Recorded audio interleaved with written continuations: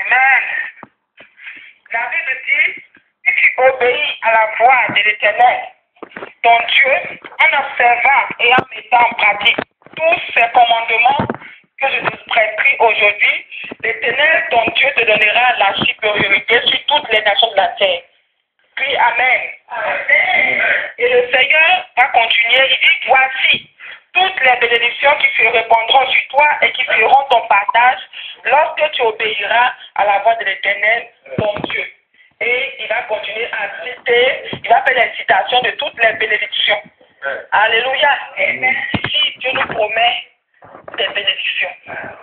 C'est-à-dire que c'est la part des enfants de Dieu, c'est la part de ceux qui croient en Jésus. Et Dieu nous a donné une promesse. Et cette promesse-là s'accomplit dans la vie de tout un chacun de ses enfants. Alléluia. Amen. On va continuer également dans Matthieu 20, 29 à 34. Maman, tu fais la lecture. Matthieu 20.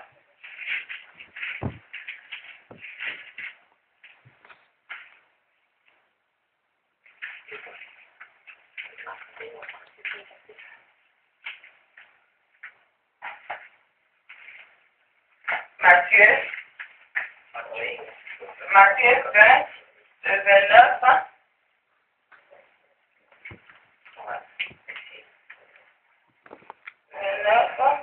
à 34. Et comme il sortait de Jéricho, une grande foule le suivit. Et voici, deux aveugles mais sur le bord du chemin. Ayant ouï que Jésus passait, s'écrièrent, disant, aie pitié de nous, Seigneur, fils de David. Et la foule les reprit, afin qu'ils se tussent. Mais ils criaient plus fort, disant, aie pitié de nous, Seigneur, fils de David. Et Jésus s'arrêtant, les appela et dit, que voulez-vous que je vous fasse? Ils lui disent, Seigneur, que nos yeux soient ouverts. Et Jésus, ému de compassion, toucha leurs yeux, et aussitôt, leurs yeux recouvraient la vue. Et il le suivit. Amen. Amen.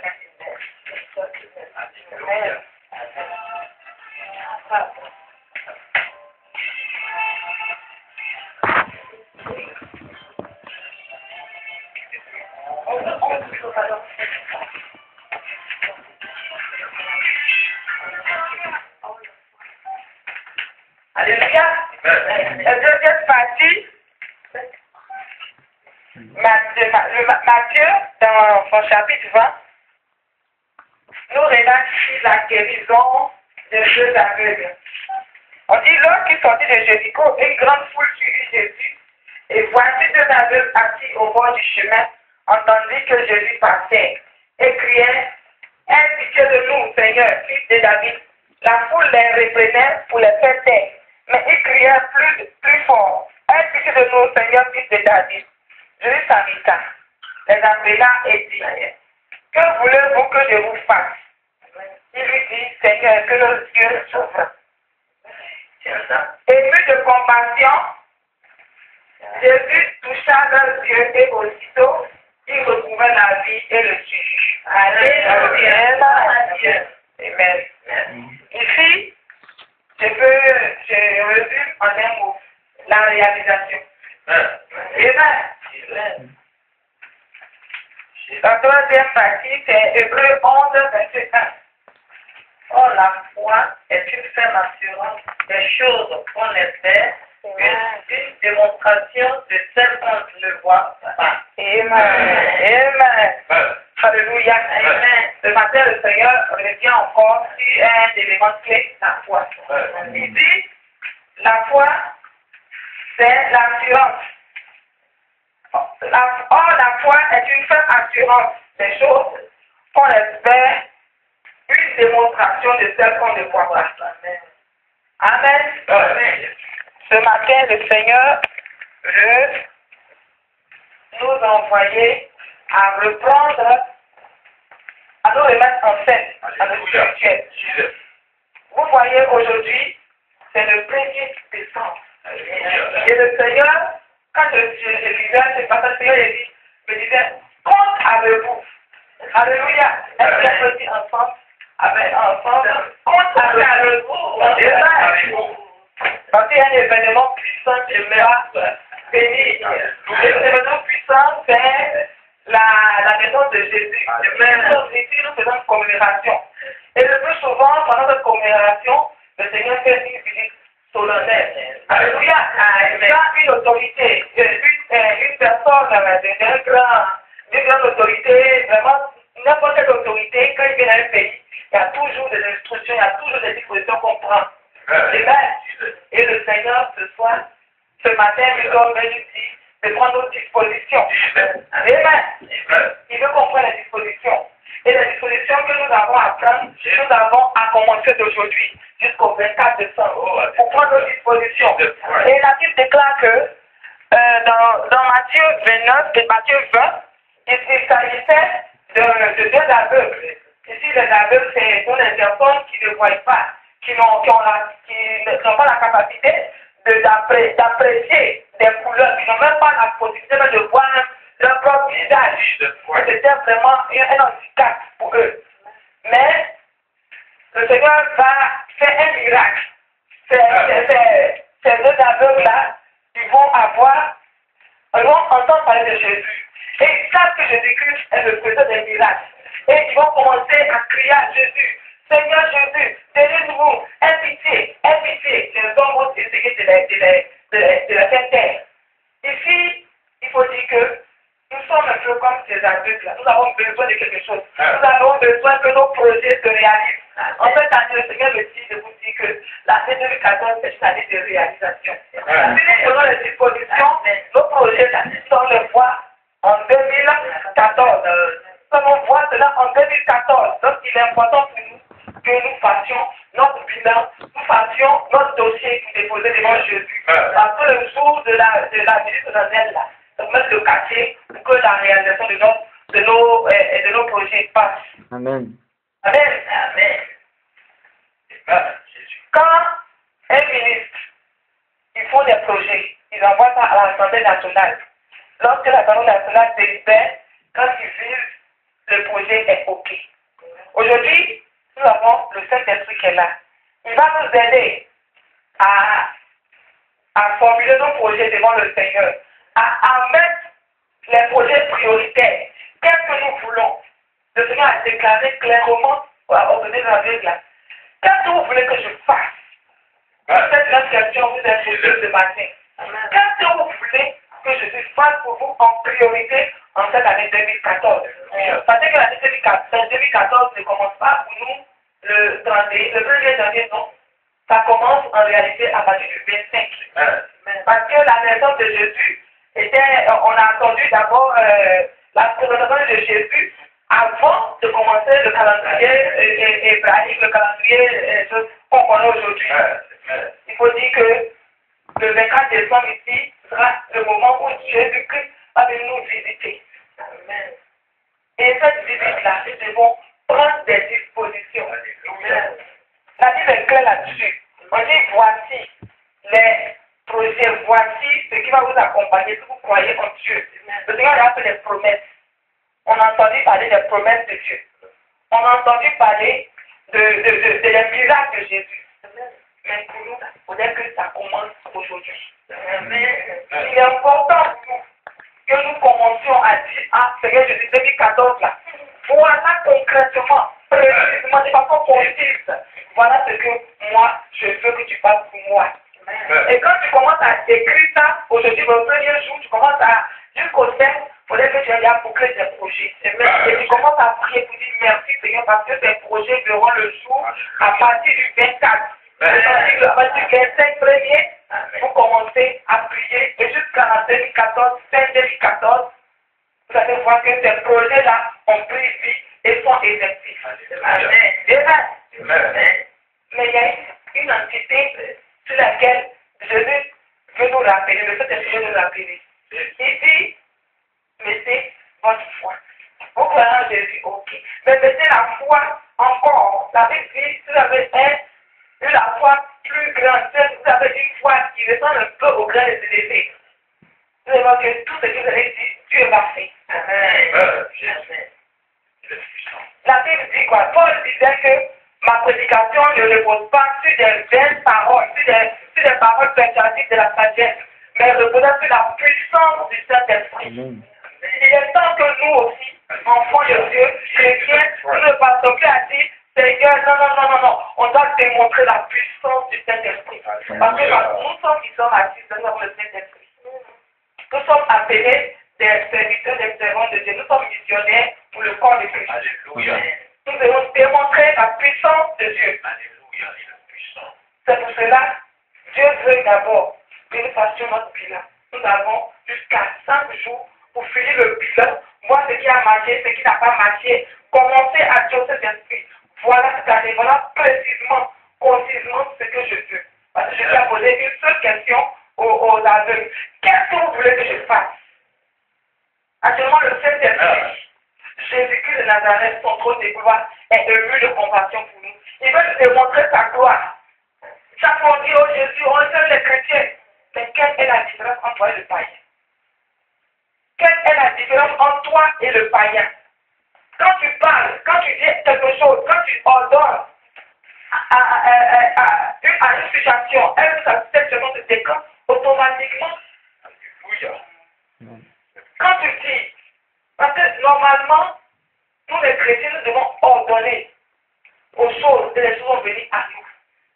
Nous sommes issus du Créateur. Quand Dieu dit cette chose-là s'accomplit, le pouvoir qu'il nous a donné là, nous devons exercer ce pouvoir. Enfant de Dieu. C'est ce que le Saint-Esprit veut ce matin nous donner comme parole. C'est ce que le Saint-Esprit veut nous donner ce matin comme parole. Alléluia. La visite du Seigneur Jésus-Christ, la visite solennelle, c'est le 24 décembre. On a jusqu'à 24 jours pour mettre tous nos projets devant le Saint-Esprit. Prier et rendre gloire à Dieu parce qu'il a exaucé déjà. Il est prêt à faire pour démontrer sa gloire. Parce que Dieu, c'est pas un Dieu menteur. C'est pas un Dieu compris et qu'on ne voit rien. Alléluia. Donc soyez bénis, soyez restaurés par la puissance du Saint-Esprit. Que le Seigneur soit béni et que vraiment ce moment qu'il nous a donné, que nous serons cette parole dans notre cœur et que nous commençons à nous mettre déjà en scène pour commencer à présenter nos doléances au Père. Amen.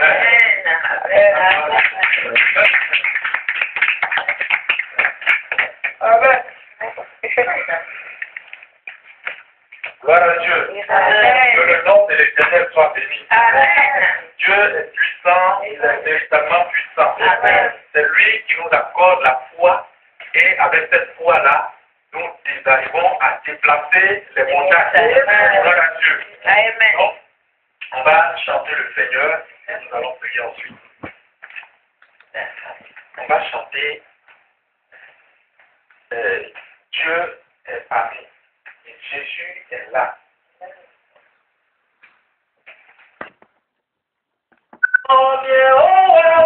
Vous répondez? Oh, ouais. Tu dis Jésus, Dieu est là. Vous répondez. Il est là. Jésus,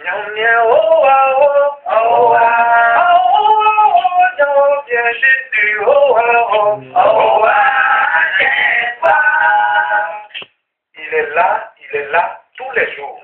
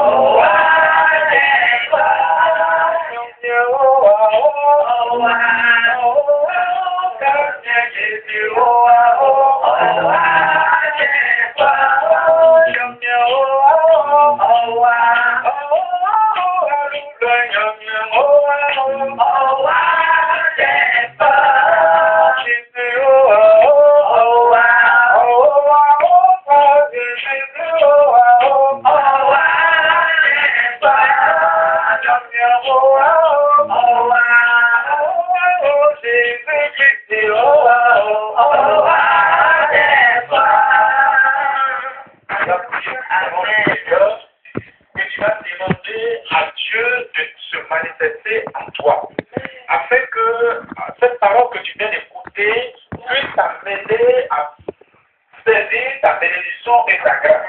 Car la Bible dit que la foi est une ferme assurance des choses qu'on ne voit pas et une démonstration qu'on espère. Alléluia. Donc, tu vas prier puissamment le Seigneur. Alors, on va prier. Et en même temps, pour les enfants.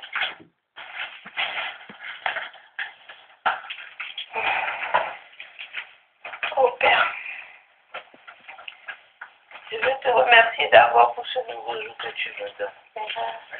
Parce que tu nous donnes et tu renouvelles ton souffle de vie en chacun de nous. Et tu nous donnes la joie de nous retrouver en ta présence. Gloire, honneur à toi, au plus haut des cieux. Papa, nous te remercions. Nous ne faisons que te donner ce que tu nous as déjà donné. Bénis nos poches. Bénis notre vie. Bénis tout ce qu'il y a autour de nous. Pour que, Seigneur, notre vie te t'honore et te glorifie à chaque fois. Parce que tu es Dieu. Et tu es notre Père.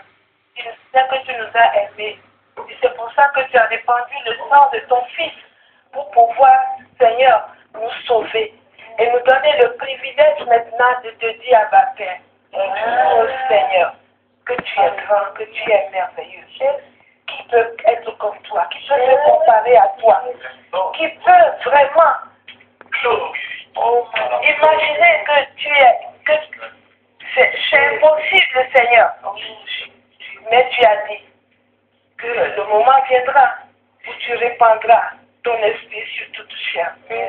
Seigneur. Nous le demandons et nous savons que c'est déjà programmé et que ça va rentrer dans la vie de tout un chacun de nous. Seigneur, notre Père, nous t'aimons aussi. Et nous voulons t'aimer davantage pour que vraiment nous puissions te reconnaître encore davantage comme notre Père. Parce que tu es grand, tu es puissant. Et avec toi, nous n'avons besoin de rien. Nous n'avons à nous inquiéter de rien. Parce que tout est déjà fait. Seigneur, je mets devant toi ce matin ceux qui ne te connaissent pas, ceux qui ne te prient pas, ceux qui ne demandent pas, ceux qui n'espèrent pas. Malgré cela, tu n'as jamais manqué à ta promesse envers eux. La pluie tombe sur les bons et les mauvais. Le soleil brille sur les bons et les mauvais. Quelles que soient nos conditions, tu nous aimes comme ça. Donne-nous aussi. Remplis-nous de ton amour. Pour que nous aussi, nous puissions nous aimer les uns les autres. Sans condition. Pour que, Seigneur, ta promesse et ton projet d'amour puissent remplir notre vie. Et que nous puissions être de vrais témoins dans ce pays où tu nous as envoyés. Car tu as dit que ce pays devient notre propriété. Et que nous allons manger la richesse des païens dans ce pays. Seigneur, rends-nous obéissants. Rends-nous obéissants, rends-nous obéissants. Nous avons besoin. Donne-nous de pardonner, Seigneur. Pour que ta promesse vraiment se réalise dans notre vie. Le monde attend pour voir. Mais toi, Dieu, sais ce que tu vas faire. Et aujourd'hui, tu nous as donné l'occasion d'entendre la parole qui nous permettra de rentrer dans ta grâce définitivement. Alors, Seigneur, bénis cette parole. Inscris cette parole sur le tableau de nos cœurs pour que nous n'oublions jamais et que, endormis ou éveillés, que nous puissions méditer sur ces paroles et nous rapprocher de toi. Souviens-toi, Seigneur, de tous nos enfants, de nos petits-enfants, tous ceux qui sont vraiment éloignés de toi, surtout les enfants qui sont devenus des rebelles, qui s'éloignent de toi, qui n'ont plus d'identité, qui n'ont plus rien. Seigneur, je sais que tu les aimes. Alors, prends-les, aie pitié. Esprit Saint de Dieu, je t'envoie en mission. Va toucher tous ces enfants que je connais, que je ne connais pas. Touche-les. Le monde de demain repose sur eux. Seigneur, s'ils doivent prendre la relève, alors Seigneur, viens à leur secours. Prends-les, ramène-les à la raison pour que ta volonté s'accomplisse et que ta promesse soit pour tout le monde. Et que l'année 2014, Seigneur, soit une nouvelle année. Et que nous soyons vraiment des porte-flambeaux de ton royaume. Des porte-bannières nous soyons au devant du roi de la nouvelle génération, de la nouvelle foi. Merci Seigneur. Et je te rends gloire. Toute la puissance, l'honneur, la gloire soit à toi seul. Au roi des rois, au siècle des siècles. Amen.